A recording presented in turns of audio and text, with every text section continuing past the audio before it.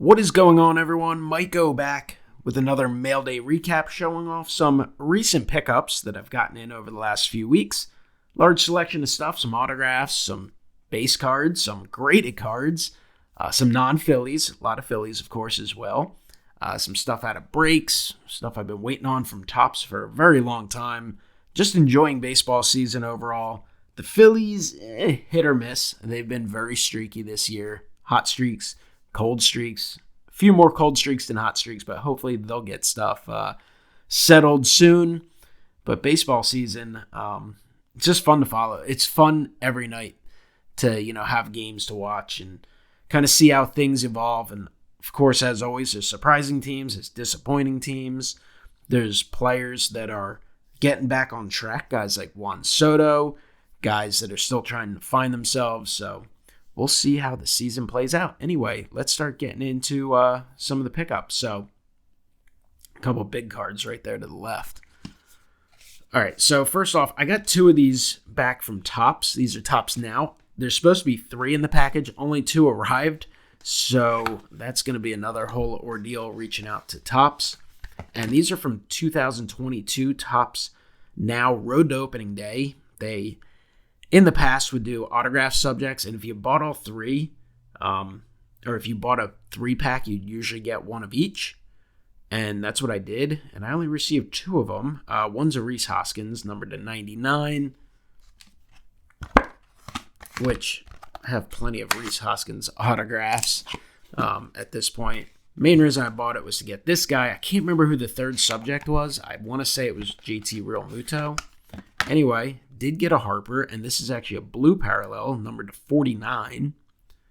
So, beautiful card, other than this little piece of debris that is within the holder.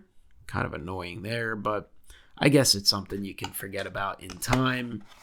You could always remove the card from the holder, but I generally prefer to keep them as they came.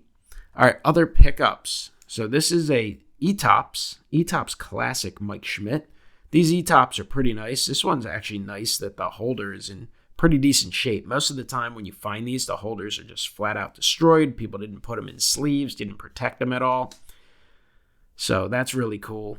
I'm pretty sure there's a lot of E-Topps that were just flat out never redeemed. So happy to pick that Mike Schmidt up.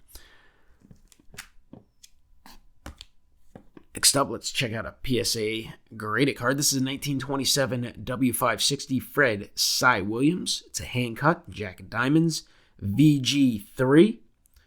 Cy Williams, these are blank backs. Cy Williams was one of the Phil's early day kind of home run hitters, led the league in home runs a few times. So one of the early power hitters for the Phillies. So that's pretty cool. Always happy to pick up a Cy Williams. Next, this is a group from a set break I got into. It's been a while since I got into any type of group break, set break, anything like that, but did a 53 Bowman set break and did okay. Cannot complain because it's always a crapshoot. But the way I look at it, generally speaking, if it's priced right, then it's no worse of a gamble than opening some new product. And I actually hit 3 Phillies in this, which is kind of funny. I seem to always do well with hitting Phillies, which if you're going to hit a more common player, I'd rather take one that, fits the collection. So this is Smokey Burgess.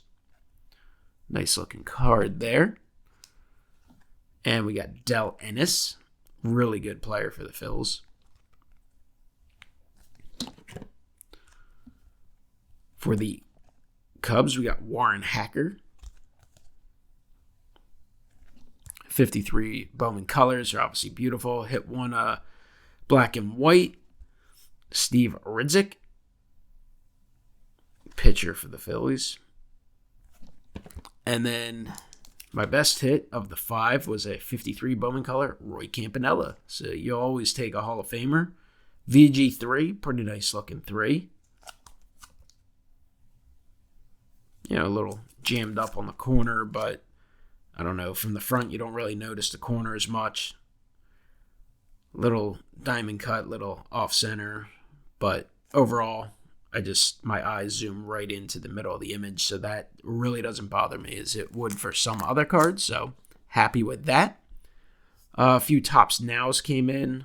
Got Bryce Harper, 300th career double. Bryson Stott's got definitely the most Topps Now cards for the Phillies this year. Not a lot of Phillies Topps Now moments, though, this year. It's just been that kind of year. There's an Alec Boehm. A couple finest flashbacks. Got this black parallel, black refractor of JT Realmuto. The black's numbered to 25. And then this is already graded by SGC, so it fits the collection perfect. 2021 Topps Finest Flashbacks Didi Gregorius Gold Refractor, numbered out of 50. Serial numbered out of 50, graded and SGC 10. Won that one eBay auction, so thrilled to add that. We'll look at these big guys in a second. A couple oddball pickups. Here's a Steve Carlton Phillies promo card from Cigna and the police department. So, cool card to add there. I like this TCMA. I think this is from the early 80s, 1984. Bum corner, unfortunately, on the Ashburn, but regardless, very cool card. Looks great. So I was able to pick that one up. And then this, I think, was a stadium giveaway. Salute to Pete Rose in 1986. Not going to be able to fully see it on camera here, but Phillies, Kool-Aid, salute to Pete.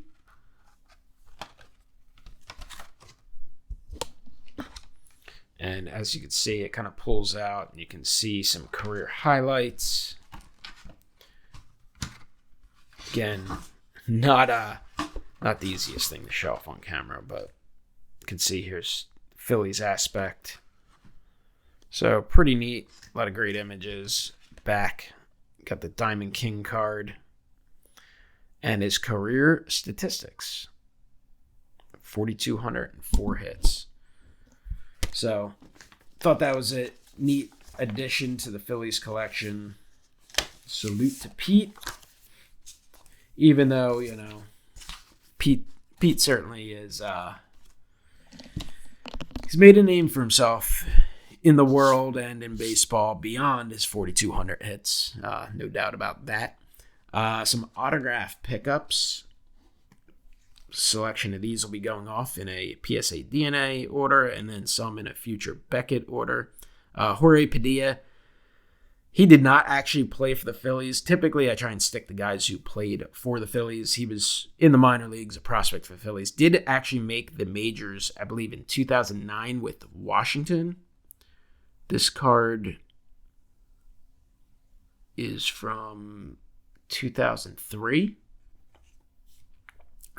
It's Julio Peguero for the Phillies. Can't say I remember a lot about him. Gene Shaw, definitely remember this guy. A lot of high hopes for him. I think he played for maybe parts of 2 seasons. Eric Valent, he was actually the supplemental sandwich pick between the first and second round for the Phillies. The compensatory pick that they got for not signing J.D. Drew. So, didn't really do much for the Phillies. Hit like 150 in 2 partial seasons. Also played in Cincinnati and with the Mets, and actually had one really good year for the Mets. Only had like 270 at-bats or something, so like a half a season, but he had 13 homers, and I think he hit for the cycle. I believe I remember him hurting the Phillies in a game, so he did, make some sort of impact in baseball. Here's a Tommy Herr. Cool 1990 Topps Tom Herr. Bruce Chen. Big prospect for the Braves back in the day. Pitched for almost everyone in the NL East. Paul Bird, all-star for the Phillies one season. Eric Milton threw one of the best games I've ever seen on TV, man. He should have had a no-hitter. Defensive replacement Ricky Leday, I think, broke back on a ball and that ended up dropping in for a hit in either the 8th or 9th. I don't remember, but he was just dominating that day. Had a ton of strikeouts. Eric Milton. He had a nice career, too. He had a couple no-hitters, I think, for Minnesota. Omar Dahl, he was acquired in the Kurt Schilling trade. Pitched pretty well for the Phillies one year and then got kind of blasted the second year, but overall had an okay career. And Jeff Manto, kind of a local guy, played for the Phillies. And honestly, this is the first time I ever ran into a Jeff Manto Phillies card. So I had to pick it up, no doubt about it. Brad Miller, two-time Philly, and played very well in both his stints in Philadelphia. So cool one there. And Bobby Thigpen, former Rolaids Relief Man of the Year, former single-season save records holder, and former Philly, 1993 Philly. He did not pitch in the postseason for the Phillies, I don't believe. I think he was acquired. Yeah, he was acquired in August from the White Sox, so wasn't eligible for the postseason, but did help them down the stretch. So very, very cool to add a Bobby Thigpen Phillies auto to the collection. And then the final pickups are from Love of the Game Auctions. This is a 1956 yellow base path Richie Ashburn PM15 pins in a near mint 7. Small little pin. Very, very cool for the Ashburn collection.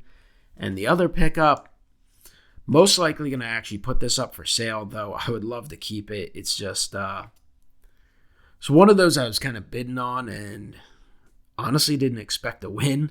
This is an 1887 N172 Old Judge Connie Mack throw right hand neck high in a PSA 2 good for a mark. Absolutely awesome card. Connie Mack playing days card. Catcher for Washington. Old Judge Cigarettes, Goodwin and Company, New York. Connie Mack, of course, very well known as a longtime manager of the Philadelphia Athletics, 50 years ownership, legend in Philadelphia, and that's pretty damn cool. So those are the pickups. Comment below. Let me know what you think. Do you have a favorite? Do you have several favorites? Let me know what you think down below, and I will talk to you next time. Have a great one.